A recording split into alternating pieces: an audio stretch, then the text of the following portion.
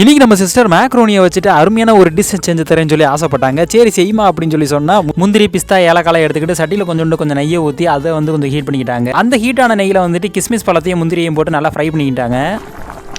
நல்லா ஃப்ரை ஆனதுக்கப்புறம் அதை ஒரு பவுலில் எடுத்து வச்சுட்டு அதே சட்டியில் இன்னும் கொஞ்சம் நெய் ஊற்றி அதில் வந்துட்டு மேக்ரோனியை போட்டு அதையும் கொஞ்சம் நல்லா ஃப்ரை பண்ணி வறுத்து எடுத்துக்கிட்டாங்க. அடுத்த ப்ராசஸாக வந்துட்டு சட்டியில் போட்ட மேக்ரோனியில் வந்துட்டு கொஞ்சோண்டு தண்ணியை ஊற்றிட்டு அந்த தண்ணியோட சேர்ந்து பாலையும் ஊற்றிட்டாங்க. இப்போ பால் ஊற்றின அந்த மேக்ரோனி கொதிக்கிற வரைக்கும் அதோட வந்துட்டு ஏலக்காவை கொஞ்சம் வந்துட்டு கல்லை வச்சு நச்சு அந்த ஏலக்காய் வந்துட்டு அந்த மேக்ரோனியோட சேர்த்து போட்டுக்கிட்டாங்க. நல்லா மிக்ஸ் பண்ணி எடுத்த வெந்திரிச்சா வேகலையா அப்படின்னு சொல்லி பார்த்துட்டு அதை கொஞ்சம் வந்துட்டு சக்கரை ஆட் பண்ணிக்கிட்டாங்க. நம்ம ஸ்டார்டிங்லேயே ஃப்ரை பண்ணி வச்சிருந்த முந்திரி கிஸ்மிஸ் பழத்தை வந்துட்டு இப்போ இதோட சேர்த்து ஆட் பண்ணி நல்லா கிண்ட வச்சு நல்லா சுண்டை விட்டு கொதிக்க எடுத்தா சூப்பரான டிஷ் ரெடி. சாப்பாடுல கையை வச்சா அவனுக்கு எப்படித்தான் தெரியும்னு தெரியல, வரட்டா வந்துருது.